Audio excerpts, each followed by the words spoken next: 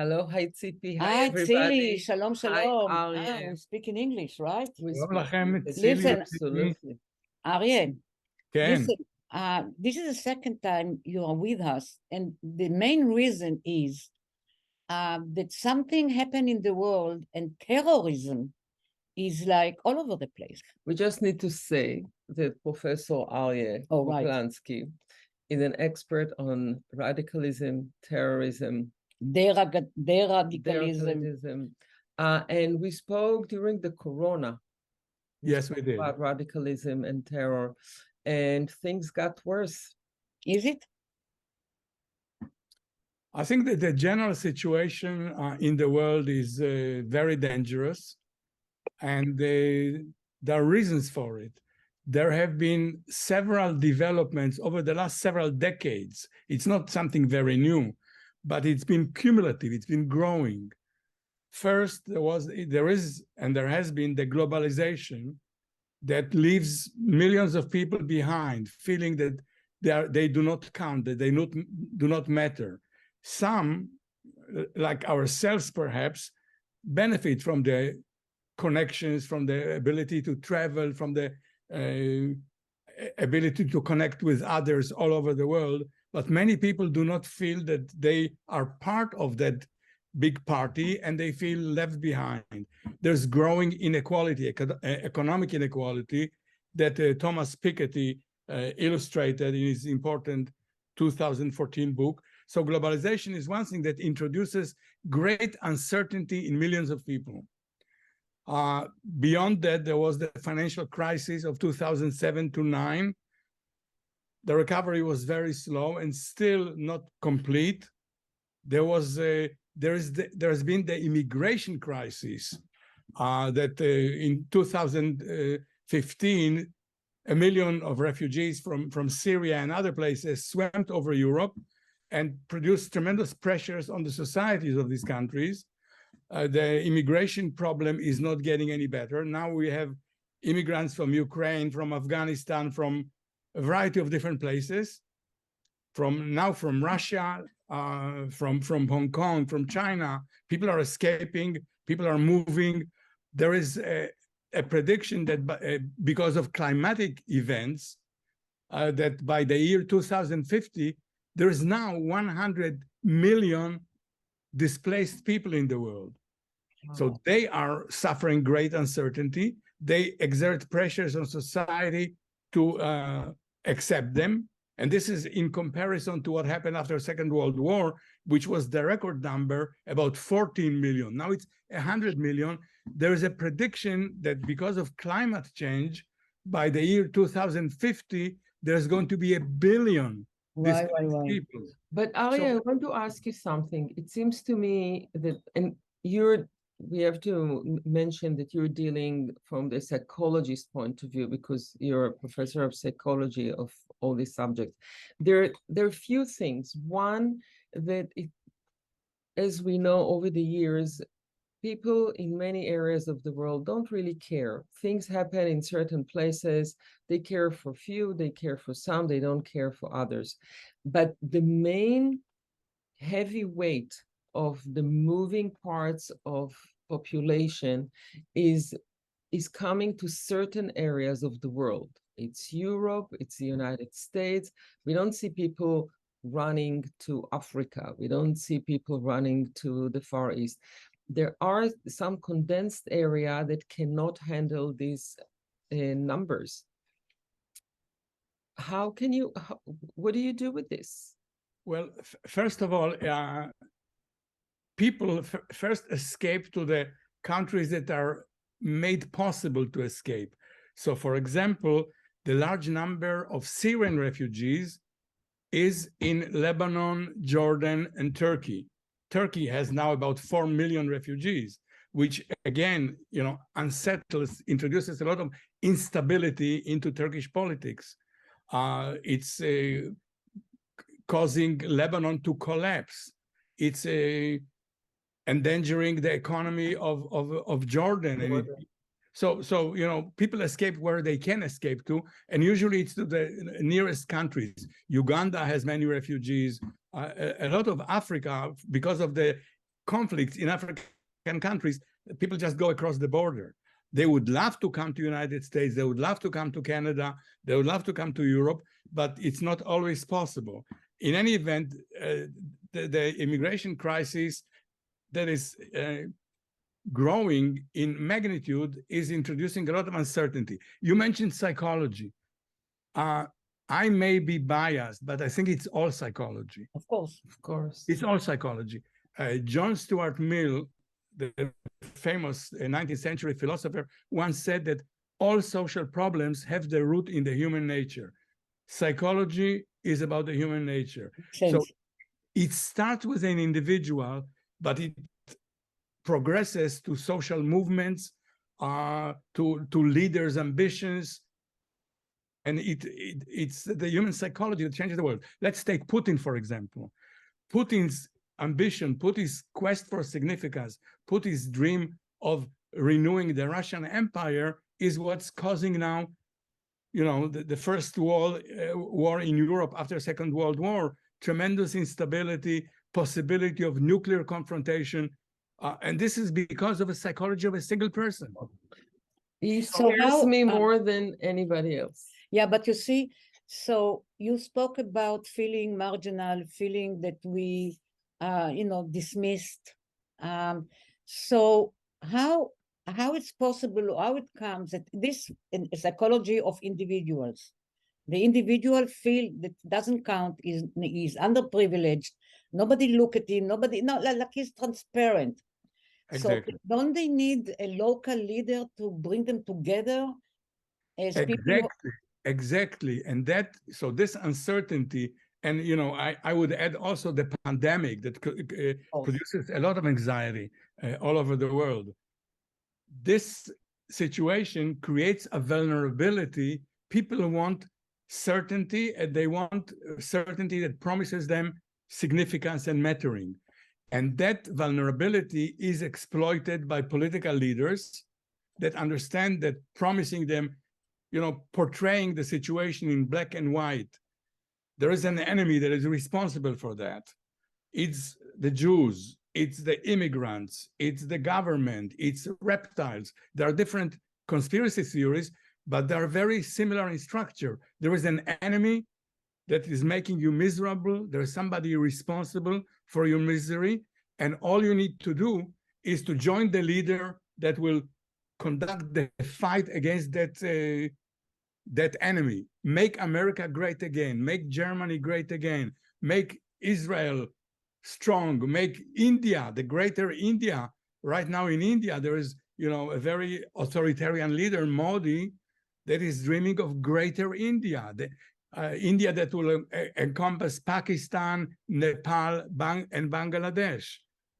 So, these dreams promise. So who is blamed? Who Modi and people like him, who they are blaming for the situation? Because the situation is not easy everywhere. So who they are blaming? They are usually right-wing?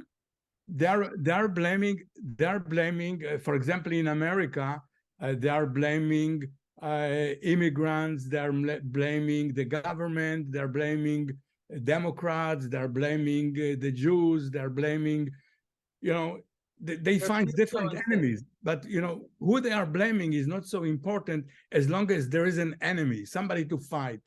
But what is the distance one has to walk from being feeling what we just said, and going into terror?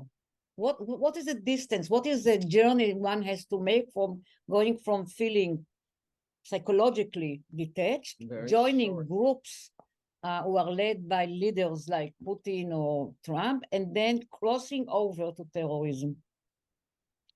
It depends how big is your misery and how strong is the influence of the social group. So if you feel very disempowered, very humiliated, there is a group that promises you that you can be transformed very quickly. If the misery is great enough, the urgency of finding the solution can be very strong, and you can be transformed overnight. Sometimes it happens in a conversation between several people. a bunch of guys over beer. They say, you know, this guy is right. These are the enemies. We should do something about it. And they do something about it. They, you know, for example, they may travel to Syria to fight with ISIS or join a militia. It's not but it's also as a component of ideology, right? Some ideology. Also go to Syria is not ideology. It's an ideology. There are three parts. I think we talked about the three parts of it. One is the human motivation. The second is the narrative that tells you how to satisfy the motivation. So if you feel uncertain and weak and humiliated, the narrative that tells you how to become strong and to matter again, to be significant, is the ideology. The ideology does not have to be very complicated. It has to say, to acknowledge your misery, to identify somebody who is responsible for the misery, and to identify a method, what to do in order to overcome that misery and deliver you, to make you great again.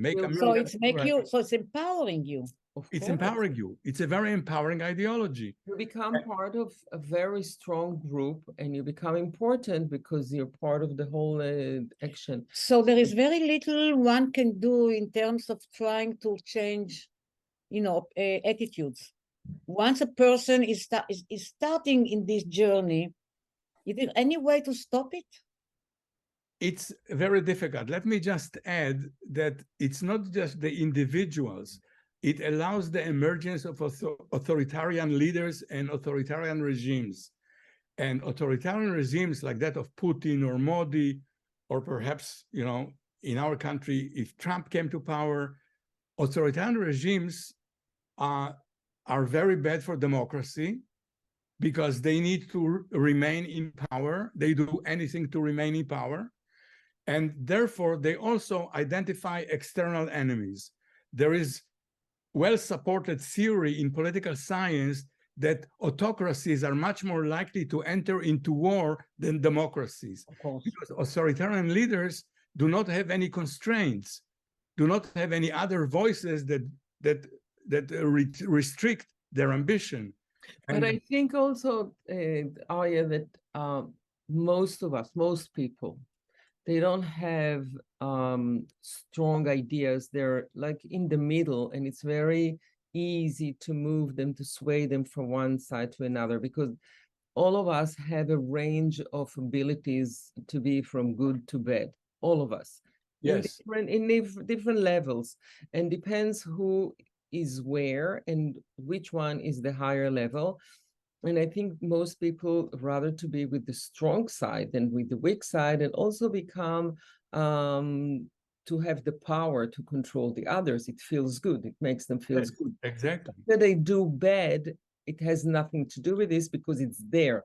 And then they don't even think about it, that after 2 minutes it can switch and they can be on the lower side and somebody can control them. But I think that the majority of the people is right there in between and in the middle, and depends who gets there first, which force gets there first to bring it out of them, and it usually works against us. But exactly, it's not a fair fight. It's not. These ideologies have great appeal to people. Extremism and the kind of black and white thinking is very, very attractive. Very rewarding. It's clear, and it's clear, and it's promising a lot. So, you know, you see in Europe a very strong movement to the far right. Yes. In Germany, you have Alternative für Deutschland. For the first time in the Bundestag, the strongest opposition party is basically a neo-Nazi party. You see now in Italy. Get recognition. Yes. In Italy, for the first time, you have a neo-fascist party. We also have a new fascist, you know, Ben-Gvir. I'm not kidding, you know, we know that. Definitely. And the media, okay, so what's the role of the media? Because in the case of Israel, Ben-Gvir is getting on the pedestal from the media. They invite him to every program. And it's really But I think that there's a thin line when it comes to the media, because the media sometimes forget and they want a reaction and they want high rating and they want but a no, strong voice, and without even noticing, they're helping him Of instead of course. blocking it. But it's not because they want to help him. It's not they're not thinking. stupid. They know It's exactly not what they are question doing. of If you tell stupidity. them, if you ask them outside their broadcasting studio, what do you think? He said, well, he's terrible. He's a fascist, Right. but They when want- you invite But him, they want get ratings with him. They are selling a product. That's right. That's right. how That's all can they but care how about. can you how can you consciously, right, lead a country to become extreme or open the door actually to outrageous behavior? I think it's very overwhelming to most people to have this amount of invaders, you know, that they check their position.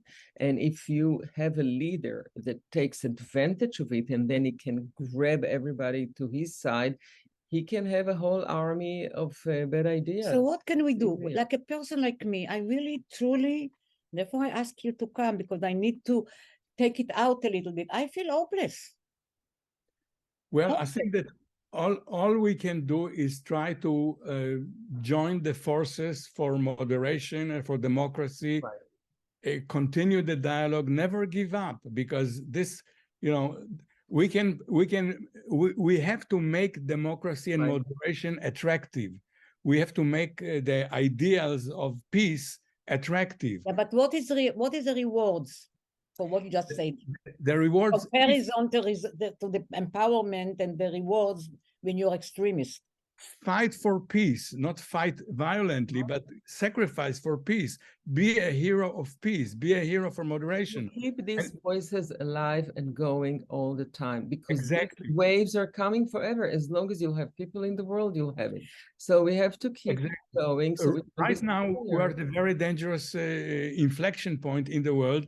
We need to bring people together around different ideas, give them significance and meaning in a social movement that fights for what we believe is the good. But look what happened in Israel. You know, when we grew up, you know, everybody, you know, had some kind of corruption and mishandling, but it was a country which sustained its values, democratic values, solidarity, for a long time. And then it suddenly started to change. And now very few people are, you know, I think, I don't know what is the percentage, but it's really diminishing. Tzipi, you forget one thing. You're talking about the times that Israel was built. So everybody were united in one thing. They wanted to build a country and to protect the country from its enemies.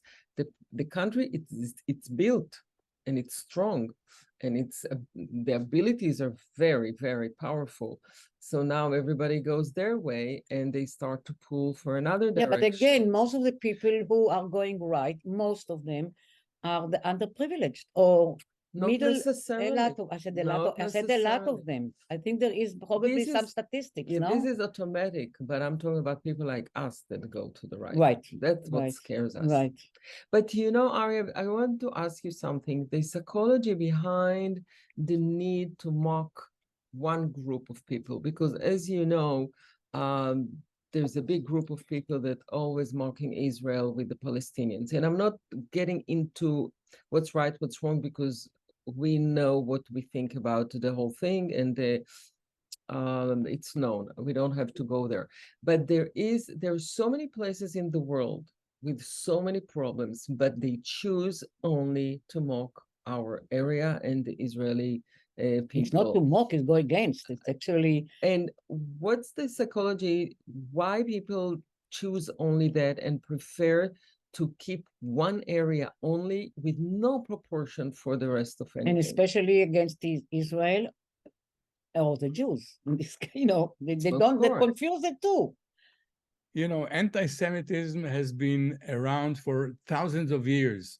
Yankale has alerted me to an important book by a Princeton professor, Anti-Judaism. It goes back to ancient Egypt, and it is insinuated itself into Christianity. All the great, because there was a competition who of the revelation. Who did the God reveal themselves to, and how can it be that it's the Jews? So the Jews were first, but then they betrayed God, and it's a very important part of religion, of Christianity, to see Jews as traitors, as a kind of people who need to be punished throughout their How life. can they keep it so vivid and so alive, this notion? It's a very old notion that it's very, once you have a notion like that, once it's grounded in a religion, it's grounded in culture. You see it in Shakespeare, you see it in Bach, you see it in T.S. Eliot, you see it throughout the literature. It's part of the DNA. It's part of the DNA. It will never go away. There is something wrong with the Jews. There is something wrong. We don't even know. But now, when you can put some content on it, the Israelis are exploiting the Palestinians. It also gets assimilated to the idea of the third world being colonized by the developed nations, and Israel is now exploiting. It's like the African Americans here are exploited by the whites. There is how the government, who knows what you are saying, encourage settlers who actually are manifesting the occupation and against other people. We were the only ones. Now we have Putin. How the government don't understand that this hatred and anti-Semitism is fueled by that? The government cares about remaining in power. All politics is local politics, and people care about. But this is reality. But it's very sad. What can I tell you? We should go to the parliament. This is our nature. Maybe, this is our nature. I don't think they will take me now. The politicians care about, and people care about what is very close. They do not, there is in psychology the idea of time discounting. Something that happens in the future, there is this proverb, this story about a Jew who said, by his the nobleman for whom he was working, that if he doesn't teach his horse to speak, he will die. And the Jew said, "I'm going to teach him. Just give me a year." So people ask him, "How are you going to teach a horse to speak within a year?" He said, "Within a year, the horse might die, the nobleman might die, or I might die. So there is time." So it just goes to show that the present is exerting the power. The future, what's going to happen? Climate change, change. Tzili, you're a witness that for years I'm asking actually you. Now I'm asking Arie to join you to find a body of people who can produce a vision for the future. I think that some people are out there. We don't hear them. It's just not too many. But Arie, from your experience and looking backwards through the whole history, is there any time frame for radicalism to hold before it melts again into quiet time, and how much it takes to rise again? Is it in cycles? Something? Cycles? Pattern? Well, unfortunately, it's huge cataclysms, like a Second World War, that gives people pause, that tells people, okay, this was too much, and maybe we should do something different. Right. Because otherwise, right now, with the power of the weapons that people have, with the nuclear possibility, and the nuclear club is growing, Iran is going to have it, North Korea is going to have it, everybody else is going to have it. It's becoming extremely, extremely dangerous, and we can well blow our planet. So it doesn't subside in and of itself. Unless there's a very strong opposition, we need to fight for it. We need to create a movement that is opposed to it, opposed to anti-democratic ideals. NATO doing it? Pardon? NATO. NATO is trying to do it, but NATO is primarily concerned about security. Right. I The think United Nations is supposed to do something, but They the don't. United Nations is numb. It's really They don't accept to come to talk. United with Nations, one again, you know, it's politics, because in the Security Council, you have veto by the Russians, and it's constellations of political powers. Yeah. So we need to do it at the level of education. We need to do it in Israel. Need to do it in America. We need to do it in schools, in communities, in churches, all institutions of society, to create this awareness and to create a psychological literacy, to understand the psychology of it. Because I think the key is the psychology of it. People do not understand what they are capable of and how they are seduced into things. But do you really see that the educational system is pushing towards something? Because it cannot it even renew doesn't really, itself. it doesn't really feels that there's a they refresh or they build some other systems in order to get to a better place. And they No, cannot even right. allow to. I don't think they're allowed to, actually. The parents don't give them, the ministry don't give them. But this is a psychology of a bigger society, because the society, for most people, it's hard really to change. And they're born into a situation that they have to fulfill, and change means that they're failing, or they'll lose it, or it will shake their lives. So it's something humongous that you need to really change the psychology of societies, of cultures, in order to bring them to think in different terms. Do you know any culture that changed really dramatically to the best, to the better? Well, there were Like revolutions. Germany, actually, Germany. Our society is changing. I think, you know, the women's status in society is improving. African American status in society, maybe too slowly, but it's definitely improving. So society can change. I think through movements like the feminist movement or the civil rights movement, or now the Black Lives Matter movement or other movements, from the bottom up, movements like that have impact on society. And if they convince enough people, there can be change. But I think it has to be understood, the psychology of it and the danger of the black-white thinking and the promises that do not have coverage, that needs to be unmasked. Right. There needs to be a place where you meet from the top politicians to the bottom movements, and to agree on working together in order to make a change. But then there's always the fear that the politician would drop it because they would lose their powers. Well, listen, it's not just that. I it's never understood Barack Obama when he was able to gather so many young people by the millions and millions. Once he was elected, he just dropped them like hot potato, never paid attention to them again. So it's not only, it's really the psychology of why he did it. For me, it's like inconceivable, you know, because his interest was really to keep the grassroots. But I also think that everybody makes, you know, when you have so many hopes for somebody and you put so much hopes, you don't see him through the hopes, you know. And no, you do see him. I see him. No, you have to see the person for real. You have to see the situation for real. You cannot. No. I don't think anybody can explain. Nobody can explain except his psychology. About Barack Obama, it's something about that person. I agree, but you know, it's a different stage when the person is campaigning and he sees one side of the coin, and then when he's in power, he sees power. Yeah. He sees other aspects. Terrible.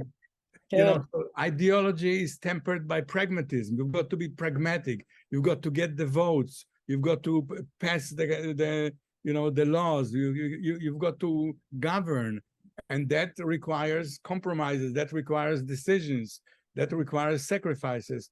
So, you know, the idealist that was campaigning is not the same person who is in power. And, you know, many people enter into politics fueled by ideas, and they become pragmatists. And at the end of the rope, at the end of the progression, all they care about is to stay in power. Yeah, it's totally what the courts. Are the courts can be a tool?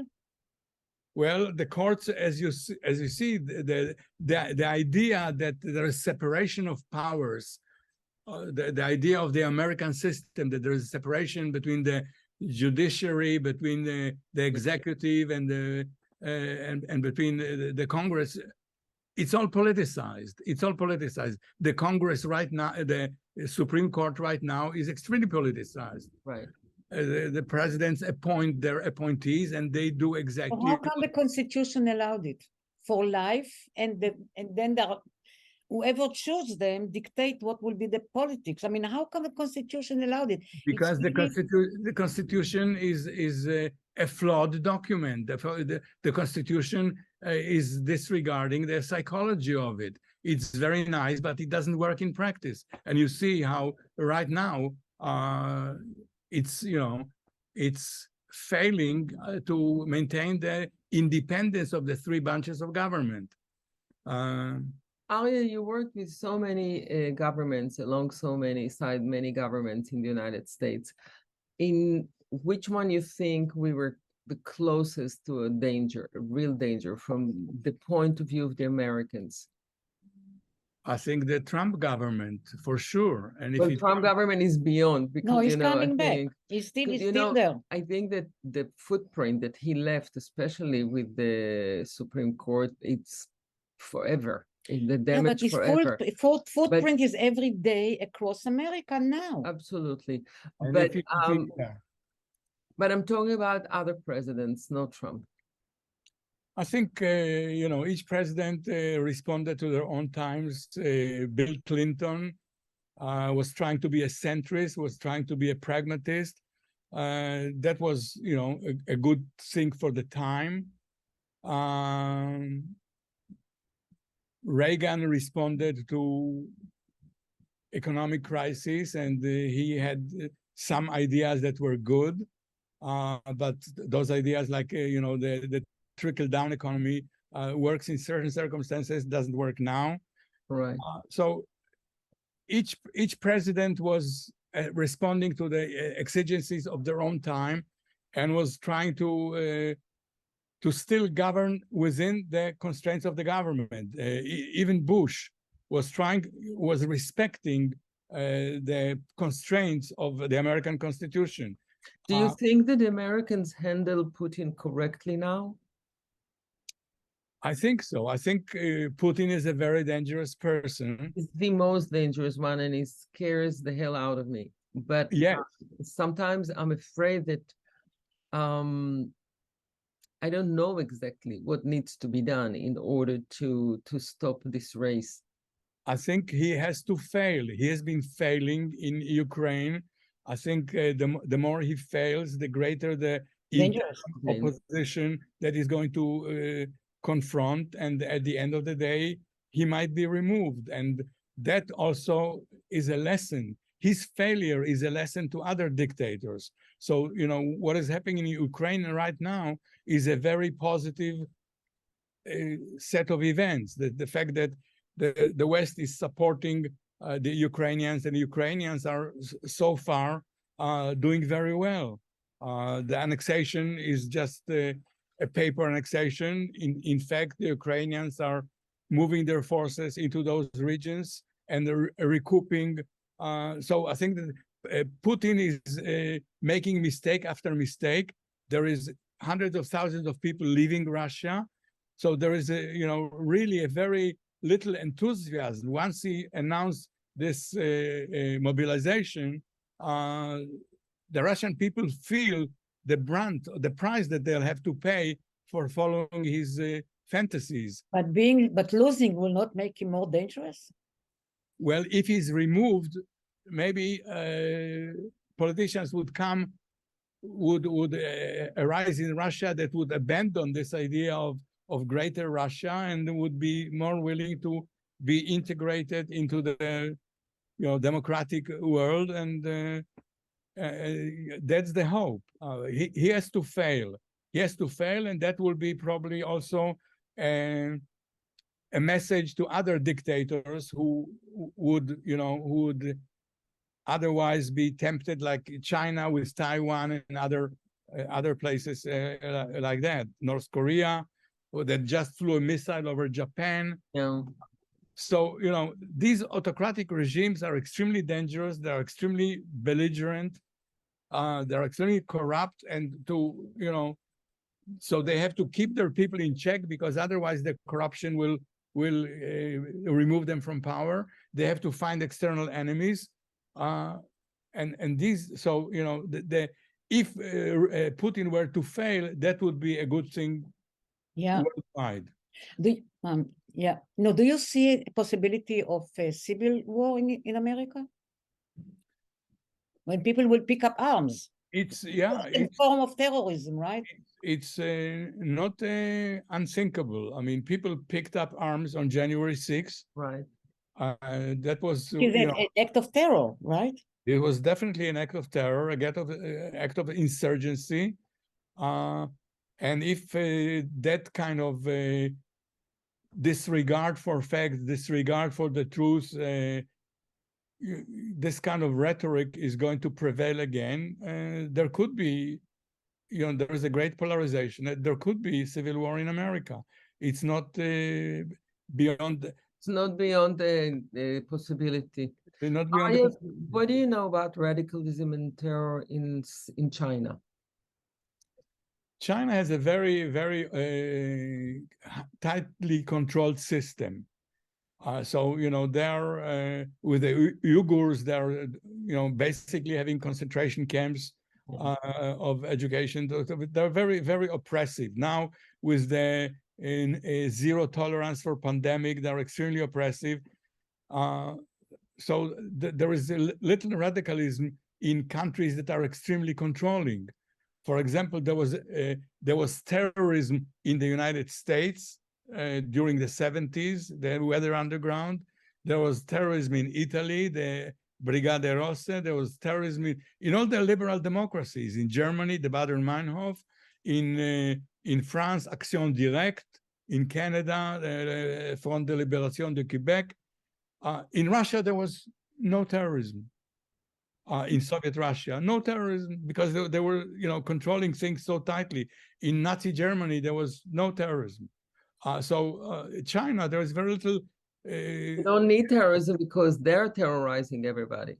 So it's like it's a humongous organization. Kind of state terrorism, but if you think about the Chechens now, the way Putin shut down the Chechens, and now he let him do whatever he wants. You don't need a terror organization just to join the leader.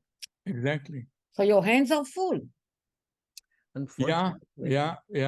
That's unfortunately, I think psychology is extremely important. I think psychology should play a greater role, because it all starts with the human nature. Politics is human nature writ large. Right. Ambitions of leaders, social movements, revolutions, it all goes back to human psychology. By the way, I don't know if you call it terrorism, but also, of course, we witness incredible rise in violence in the cities and, everywhere. There's such violence. Yeah. So much anger coming out of people, which I don't know if this can be controlled. Well, it's interesting. We just finished a paper that is now in the journals or under review on the issue of human violence. And after reviewing the literature on violence and the studies on violence, we came to the conclusion that violence is the primordial primitive ways of getting significance, feeling empowered. Right. Primarily for males, but also for females. There's evidence for that. If you're strong, if you're brutal, if you're violent, that gives you a sense of importance, of power, of dominance. Because you don't consider the consequences for being caught, and then, it give you empowerment, but they don't think about the price you might pay. Well, you take the risk. If you want to be dominant, if you feel very humiliated, very disempowered, this is very attractive. Violence is extremely attractive. It's very difficult to compete with violence because it's such a primitive thing. Right. You know, Freud talked about the instinct of death, the instinct of destruction, as one of the two major instincts, the other one being the instinct of love, eros. But I think this instinct of destruction is extremely powerful, and it's, to me, both love and violence serve the sense of significance and mattering. And it gives you an immediate release. Yes. So the adrenaline, feel, yeah. the feel is great. Yeah. Very clear Arie, cut, it's very direct, it's very immediate. Yeah. Can you leave us with a good word? Something. We must not abandon hope. We must not abandon hope. No, we are. We must you know, do what we can wherever we can to counter these ideas. And I think the countering those ideas begins with understanding, with psychological literacy, and with creating a movement of you know, the rebellion of the decent, the rebellion of good people. Right. Well. Arie, Listen, that was thank you that was so really much. very engaging and very compelling. What can I tell you?